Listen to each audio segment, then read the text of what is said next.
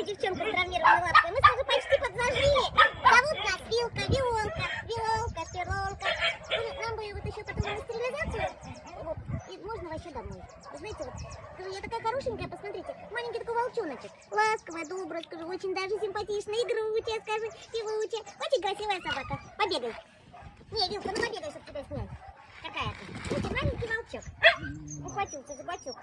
Скажи, никому не отдам, только в хороший дом. В общем, приезжайте, познакомьтесь.